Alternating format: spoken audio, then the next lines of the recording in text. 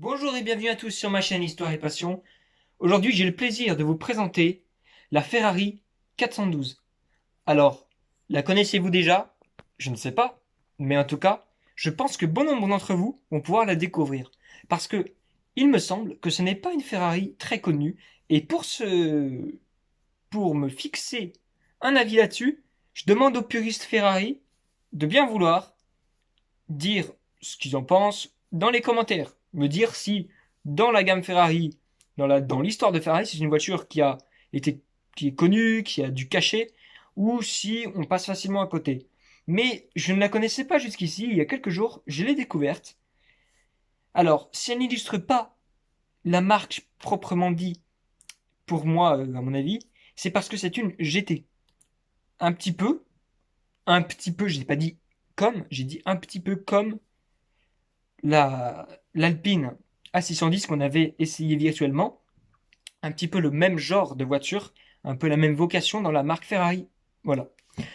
Alors, petit aparté, petite, hein, parce que faut pas que ça prenne trop de temps. Ici, on a un sac Abarth que vous connaissez bien et qui a été fixé au mur. Je vous dirai pas comment, mais en tout cas, ça rend bien.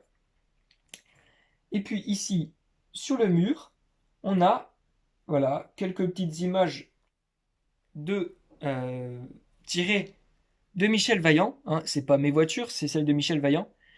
Et j'avais déjà fait ça dans ma vie. Hein. C'est juste pour pas dire où, quand, comment. Mais j'ai déjà fait ça autrement avec d'autres photos, d'autres choses. Et j'avais bien aimé, donc je l'ai fait là pour la chaîne YouTube, pour le petit coin automobile qu'on aime bien. Et dernier aparté, vous me direz ce que vous en pensez. Je n'ai pas encore fixé mon avis dessus, mais il est peut-être possible que la chaîne change de nom. Alors, c'est une grosse décision pour la chaîne, mais ça se fera vers quelque chose de mieux, vers le meilleur. Donc, voilà. Si jamais vous dites oh non, surtout pas, ou si ça vous dérange pas, bon voilà, dites-le si vous voulez, hein, c'est pas obligé. Hein. Par contre, ce que je vous invite immédiatement à faire, c'est à vous abonner pour rien louper de la suite et bien pour pouvoir profiter de tout le contenu que je vous offre. Mettez un pouce bleu, ça fait plaisir de voir que le boulot que j'ai fait, eh bien, il a du rendu, du bon rendu que les gens apprécient. Commentez, ça fait beaucoup plaisir. Partagez et puis surtout, regardez la vidéo jusqu'au bout. Allez, c'est parti.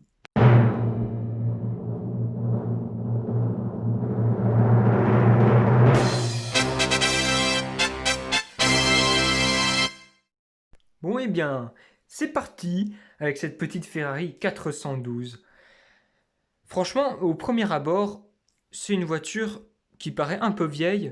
On peut observer quelques détails, et puis notamment, je vois même un petit logo Ferrari. Ah! Bon, reprenons sérieusement nos esprits.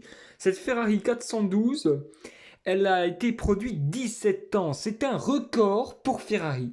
Il n'y a jamais eu de modèle produit plus longtemps que cette 412. Alors, elle a été produite sous plusieurs noms et la 412 a été produite de 1985 à 89.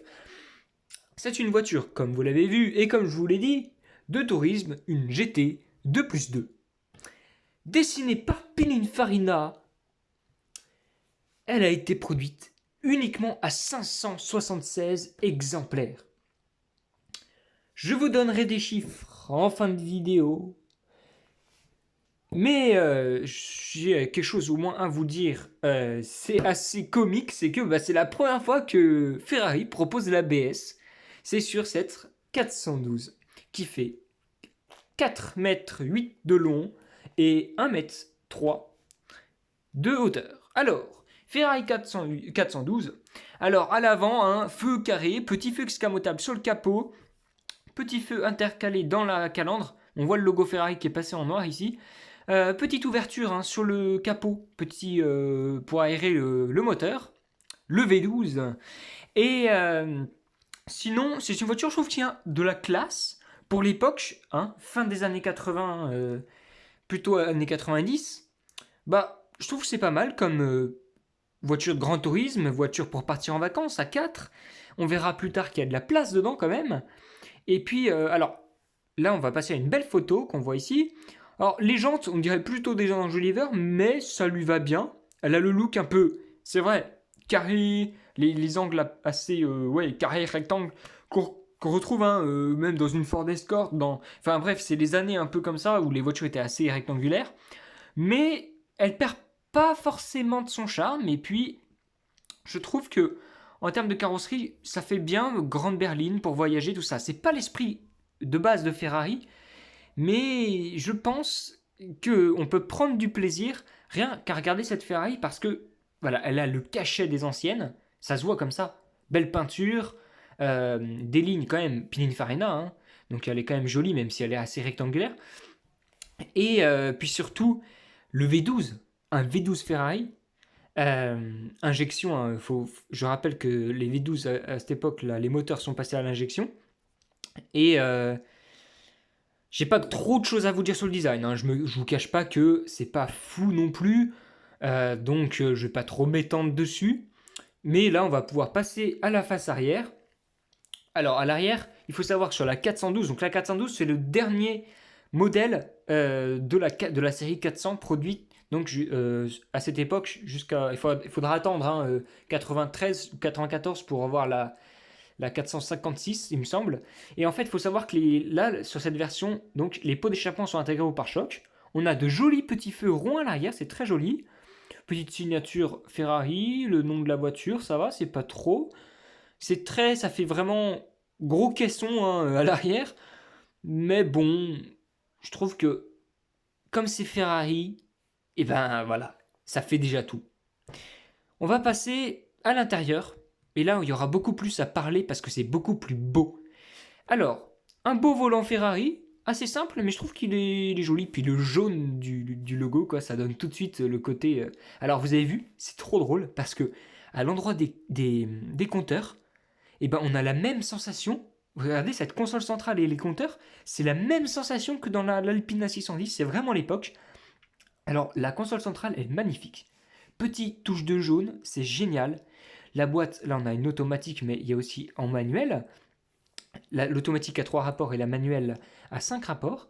Et puis une belle sellerie, elle est magnifique. Elle lui va à merveille, celle de toit clair, euh, avec les plastiques noirs qui... Voilà, je pense que les deux vont bien. La magnifique sellerie, c'est ma préférée. En plus, par terre, il y a le petit tapis signé Ferrari 412. Cette couleur de cuir est magnifique. Et vous allez voir qu'il y a de la place, même à l'arrière. On va y arriver. Et là, franchement, mais regardez-moi ça, c'est simple, c'est épuré, mais c'est magnifique, c'est beau. Puis regardez la place qu'il y a derrière le siège. À mon avis, ça doit pas être si mal de partir en voyage avec. Alors, vous avez vu, on se croirait dans une Clio, dans une Clio 3 portes. Ça me fait rire. À l'arrière, on dirait un gros canapé. C'est vraiment cool. J'aimerais beaucoup m'asseoir là pour voir un peu à quoi ça peut ressembler. Au milieu, on a un bon accoudoir. C'est vraiment très sympa. Mais on voit qu'il y a du confort. C'est dingue. C'est vrai.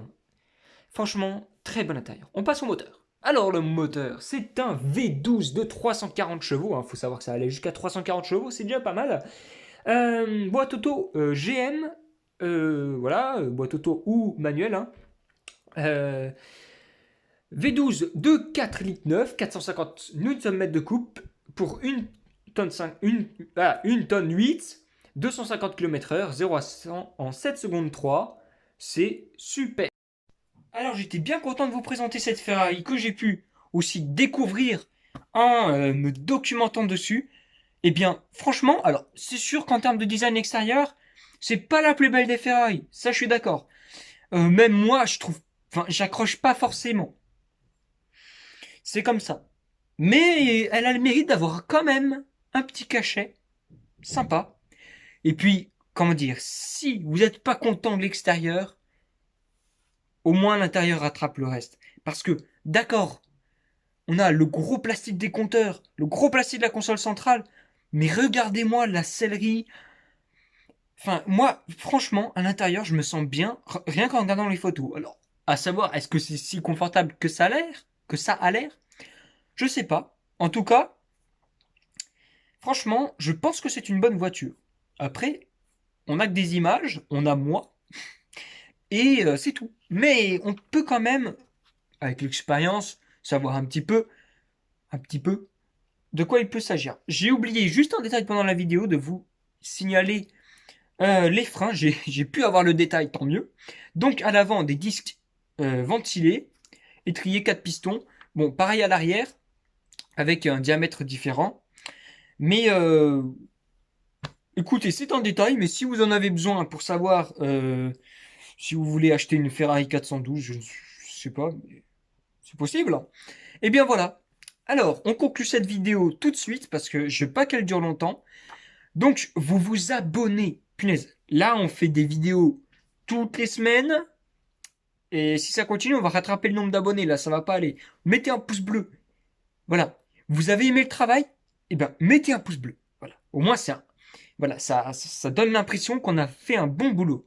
Ensuite, mettez des commentaires, activez la cloche de notification, partagez. Voilà. Alors, si les vidéos vous paraissent peut-être un petit peu ennuyeuses, je sais, c'est normal, ce sont des essais virtuels. Mais pour le moment, vous le savez si vous regardez les vidéos dans l'ordre, et si vous les avez toutes regardées, que je ne peux pas vous conduire des voitures pour le moment. Je conduis déjà, mais en conduite accompagnée, et je n'ai pas le permis. Alors, maintenant, vous vous abonnez, vous oubliez pas, et puis vous revenez la semaine prochaine pour une nouvelle vidéo, et j'y mettrai encore une fois tout mon cœur. Au revoir.